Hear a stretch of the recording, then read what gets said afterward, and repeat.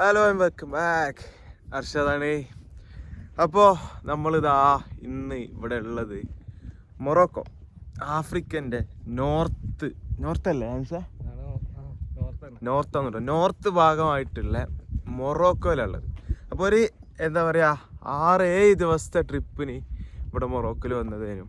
ഞങ്ങൾ ഡിസംബർ 30 വന്ന് 31 പിന്നെ ന്യൂ ഇയർ ഈവ് അങ്ങനെ എല്ലാം കണ്ട് കുറച്ച് ടൗണുകളൊക്കെ കണ്ട് ഇങ്ങനെ ലാസ്റ്റ് എത്തിപ്പെട്ടത് ഇവിടെ സഹാറ ഡെസേർട്ട് മരുഭൂമിയിൽ എത്തിപ്പെട്ട് ഒരു മിനിമം ഒരു 2 ആഴ്ച വലിയൊരു 10 ദിവസമെങ്കിലും എന്ത് ചെയ്യണം നമുക്ക് മൊറോക്കോക്ക് വേണ്ടി മാറ്റിവെക്കണം.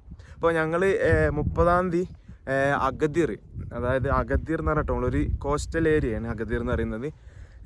അഗദീർ Mohammed, Agadir north or south part? West part? East of Morocco. Okay. അപ്പോൾ നമ്മൾ അഗദീർ പറഞ്ഞ ടൗണിലായിരുന്നു നമ്മൾ ഡബ്ലിൽ നിന്ന് ഫ്ലൈ ചെയ്ത് എത്തിയത്. നമ്മൾ ഡബ്ലിനാണല്ലോ. അപ്പം അഗദീർ എന്ന് പറഞ്ഞാൽ ഈസ്റ്റ് ടൗണിൽ എത്തി.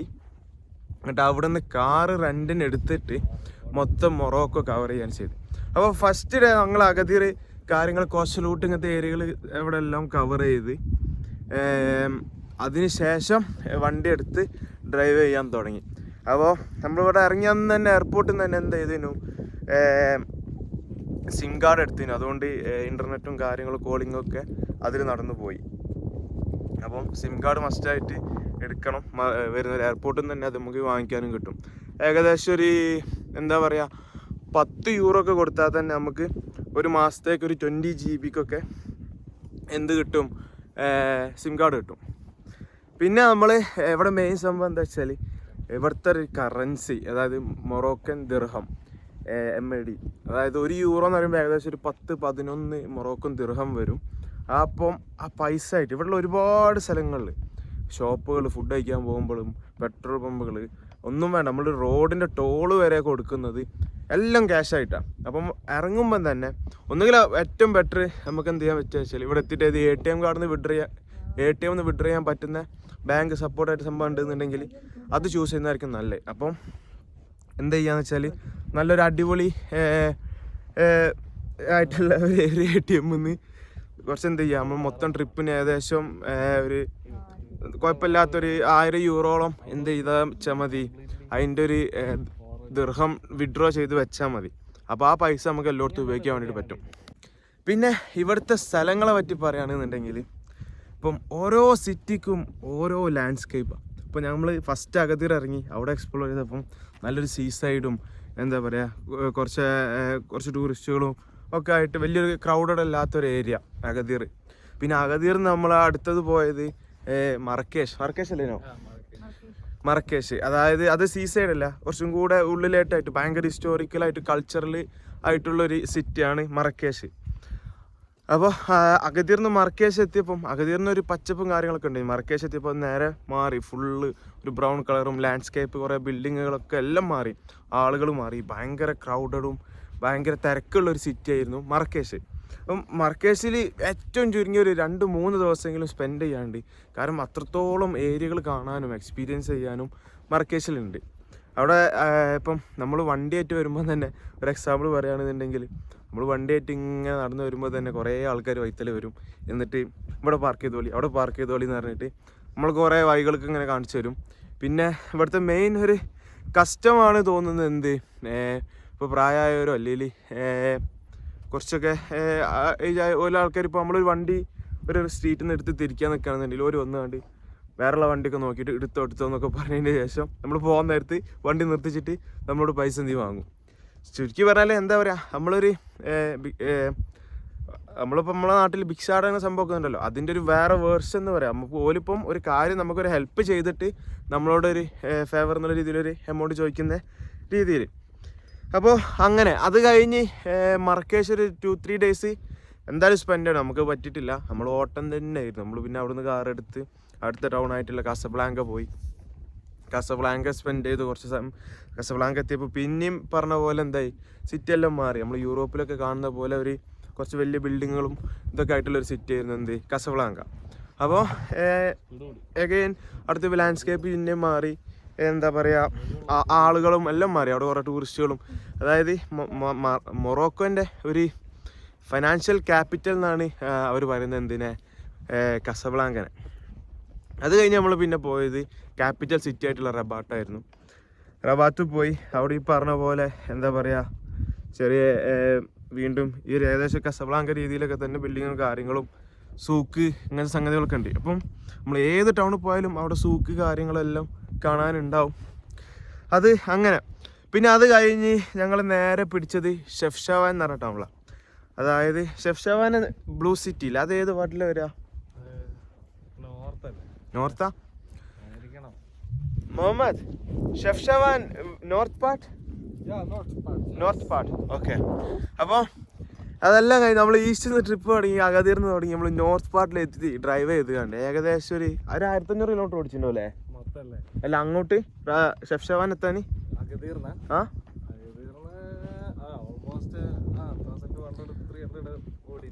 ഒരു അഗതീർന്ന് ഏകദേശം ഒരു ഈ പറഞ്ഞ കസബ്ലാങ്ക, റബാട്ട്, മർക്കേഷ് ഒക്കെ ടൗൺ ഇട്ടിട്ട് നമ്മൾ ഷെഫ്ഷാവാൻ എത്തുമ്പോൾ ഏകദേശം ഒരു 1000-1200 കിലോമീറ്റർ വണ്ടി ഓടിച്ചു.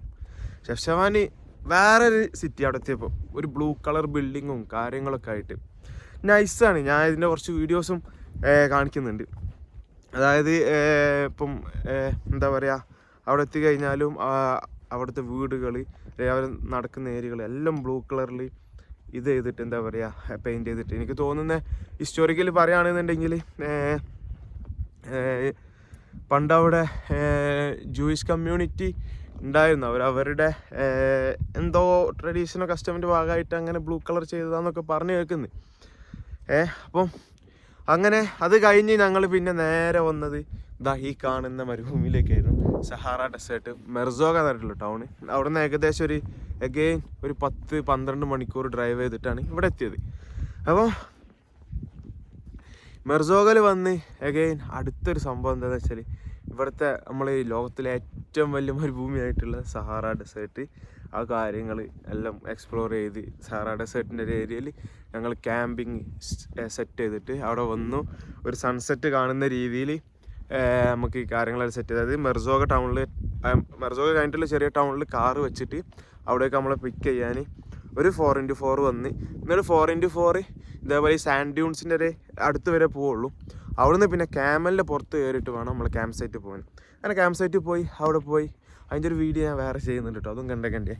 അപ്പോൾ അതും കണ്ട് അങ്ങനത്തെ കാര്യങ്ങളൊക്കെ കണ്ട് കഴിഞ്ഞ് ഇങ്ങനെ റിട്ടേൺ എടുക്കുക. അപ്പം മൊത്തം ചുരുക്കി പറയാൻ എന്താ പറയുക, നല്ല അടിപൊളി ആൾക്കാരാട്ടോ ഇവിടെ ഉള്ളവർ.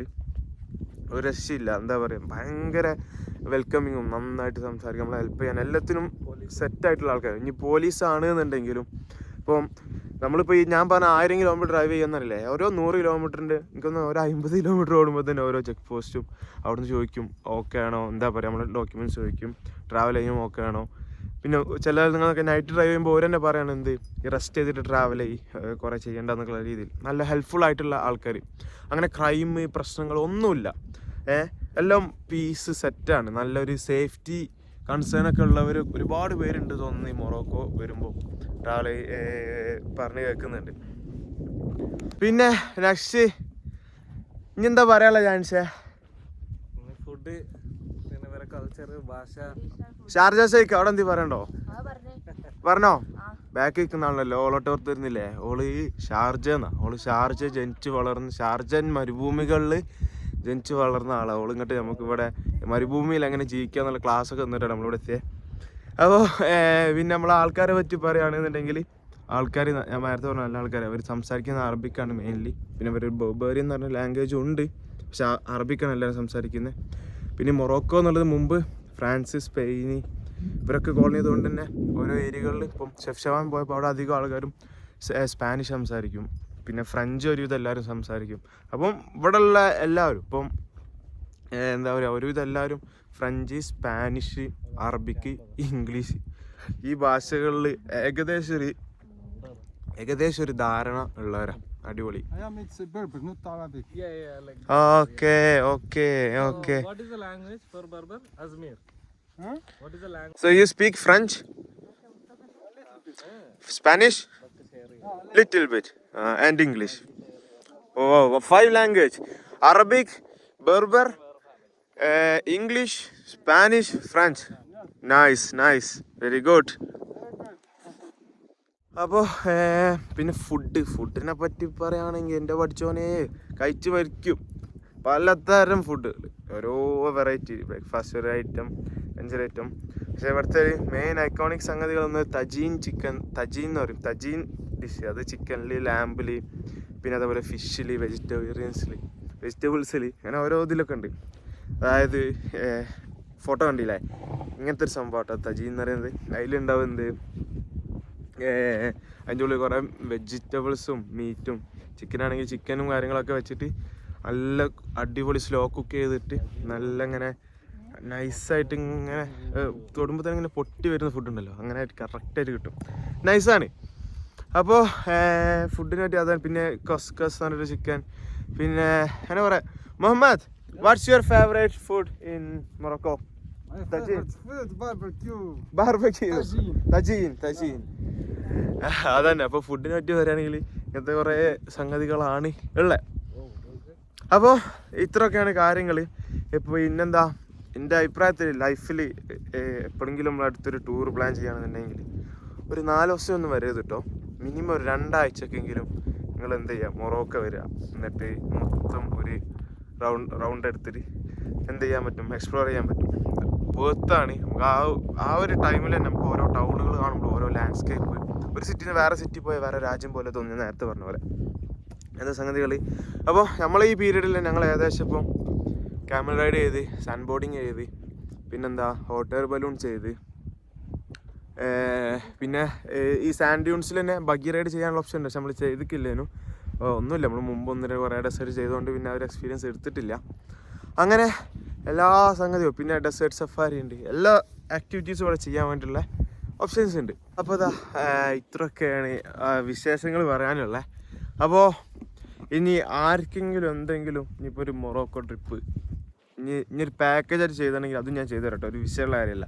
അപ്പോൾ എന്തുണ്ടെങ്കിലും കമൻറ്റ് ചെയ്താൽ മതി, അല്ലെങ്കിൽ കൂടുതലാണെന്നുണ്ടെങ്കിൽ മെസ്സേജ് ചെയ്താൽ മതി. ഫുൾ ഡീറ്റെയിൽസ്, എവിടെ നിന്ന് തുടങ്ങിയിട്ട് എവിടെ തീരണം, എവിടെ എന്തൊക്കെ മിസ് ചെയ്യാണ്ട് പോകണം, ഇങ്ങനെയുള്ള എല്ലാ കാര്യങ്ങളും നിങ്ങൾക്ക് വള്ളി പുള്ളി വിടാതെ ഞാൻ പറഞ്ഞു തന്നിരിക്കും. അപ്പോൾ നമുക്ക് പുതിയൊരു വീഡിയോ ആയിട്ട് വീണ്ടും കാണാം. ബൈ.